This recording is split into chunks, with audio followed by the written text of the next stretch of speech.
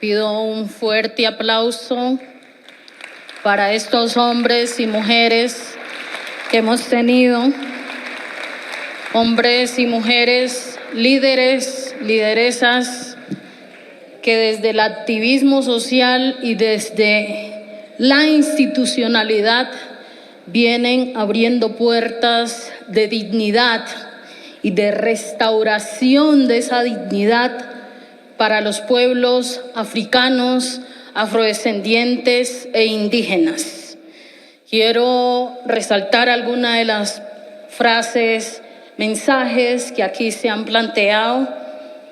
En primer lugar, quiero mencionar que se ha enunciado la necesidad de una arquitectura legal e institucional que nos permita avanzar las reparaciones históricas. También se ha dicho aquí que las reparaciones históricas son para los pueblos afrodescendientes, son para los pueblos africanos e indígenas, pero son una apuesta para las reparaciones de la humanidad. Se han planteado aquí la necesidad de honrar a las víctimas que dejó ese legado y ese pasado colonial. Se ha dicho aquí que hay la necesidad de reconocer estos hechos como genocidio, como uno de los crímenes más graves que ha tenido que afrontar la humanidad. Que cuando hablamos de crímenes de lesa humanidad, le estamos quitando de alguna manera o estamos reduciendo lo que realmente pasó a una parte muy pequeña de lo que realmente se ha vivido y seguimos padeciendo.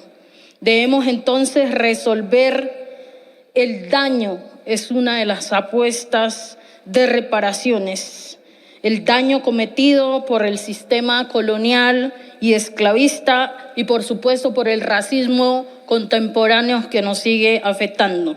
También se ha planteado que la reparación no son una acción de misericordia, sino que tiene que verse como una apuesta de justicia, que pasan por el reconocimiento de los derechos de cada ser humano.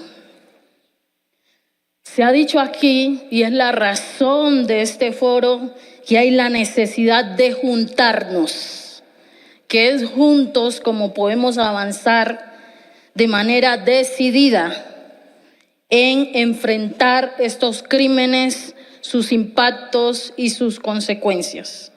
Asimismo, se ha planteado que las reparaciones no pueden ser consignas permanentes, sino como nos dijo el profesor aquí, debemos sincerarnos entre nosotros y debemos ir de la palabra a la acción. Nos han dicho que tenemos que sacudirnos, dejar la pereza y ir a la acción, que es lo que puede transformar nuestras realidades. También se ha mencionado la necesidad de una conciencia colectiva sobre las injusticias, sobre los discursos coloniales que se han sembrado en nuestra sociedad, y pasar a una transformación de esas narrativas epistémicas hacia un pensamiento libertario, que también tenemos que hacer esto teniendo en cuenta la realidad. Hay que plantear acciones realistas. Y me detengo aquí un poco para hablar lo que nos decía la profe Atuajené hace 2 días, y es que no solamente tenemos que pararnos en las reparaciones desde el pasado, sino que tenemos que pararnos en el hoy. Y ese hoy nos tiene que decir cómo estamos viviendo. Y las reparaciones tienen que transformar la vida de nuestras comunidades hoy, porque si no nos quedamos solo viendo el pasado y no como, por supuesto, ese pasado que afecta hoy el presente, cómo transformamos y cómo esto se convierte en una inspiración también para ir avanzando como sociedades. Es necesario que cuando hablemos de genocidio, no solo lo hagamos escondiditos, sino que cuando estemos ocupando estos lugares institucionales, precisamente hay que usarlos para gritarlo con fuerza.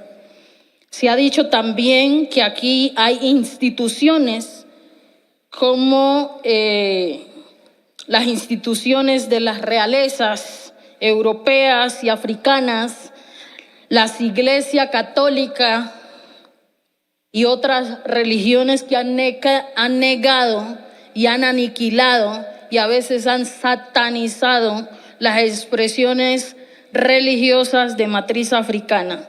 También se ha dicho que hay compañías, empresas y seguros que hoy todavía persisten y que se nutrieron, se enriquecieron, se fortalecieron con el sistema esclavista, que también tienen que responder, y me detengo aquí para hablar de Colombia. En el caso de Colombia, el Estado, cuando se abolió la esclavitud, el Estado tomó la decisión del presupuesto general de la nación pagarle a los esclavistas, a las familias esclavistas, porque supuestamente estaban perdiendo sus patrimonios.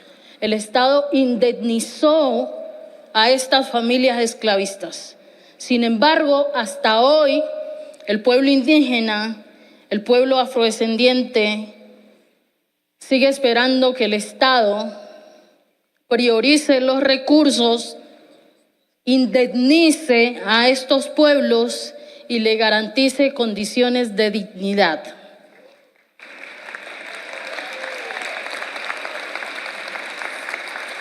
También nos han dicho aquí que las reparaciones son con las mujeres o no serán, que es necesario identificar los daños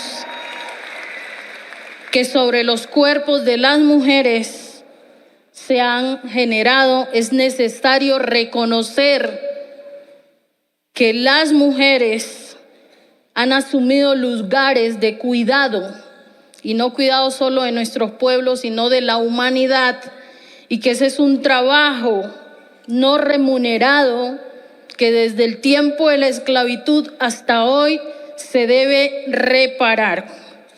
También se ha dicho aquí que las reparaciones no solo deben avanzar para los pueblos afrodescendientes y africanos, sino también para los pueblos originarios e indígenas.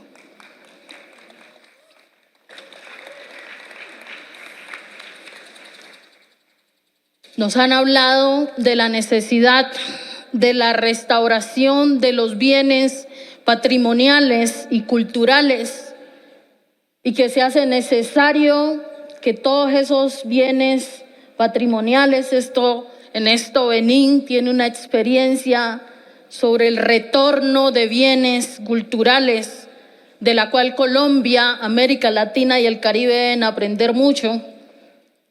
Y los pueblos indígenas que están aquí, que también saben que fueron robados sus bienes patrimoniales, culturales, y que hay la necesidad de que estos bienes que retornen contribuyan al desarrollo y a la erradicación de la pobreza en nuestros pueblos.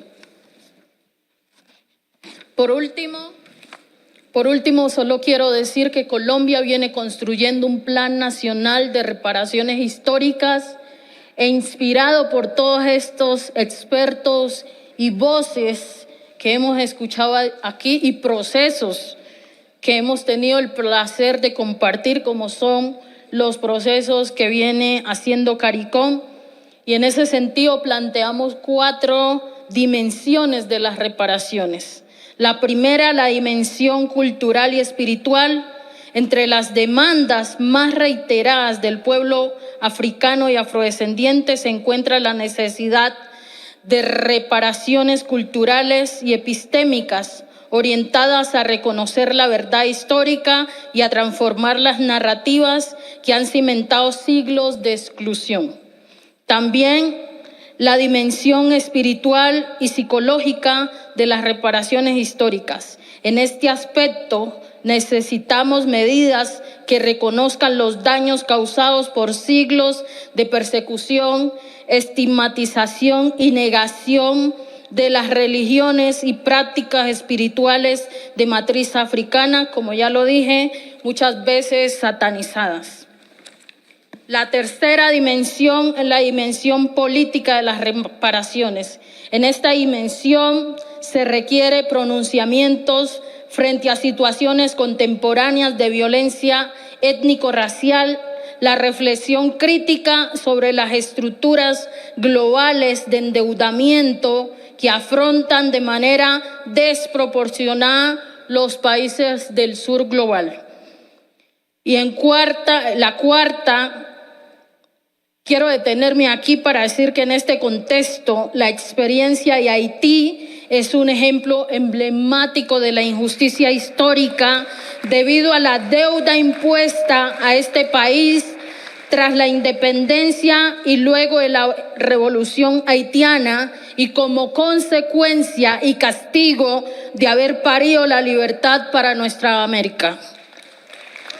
La cuarta dimensión es la dimensión económica de las reparaciones. En este sentido, consideramos que es necesario la creación de fondos económicos que puedan apoyar las iniciativas propias de los pueblos afrodescendientes, africanos e indígenas.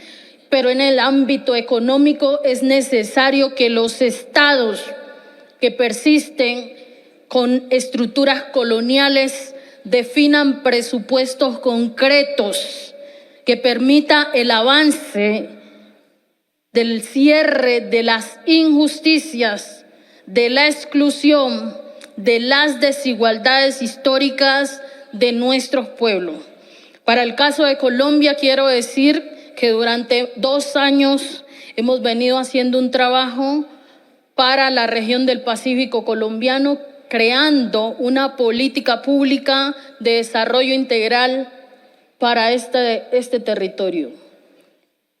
Y hemos encontrado bastantes resistencias de funcionarios y funcionarias que consideran que el Estado no tiene que priorizar recursos e inversiones para estos territorios.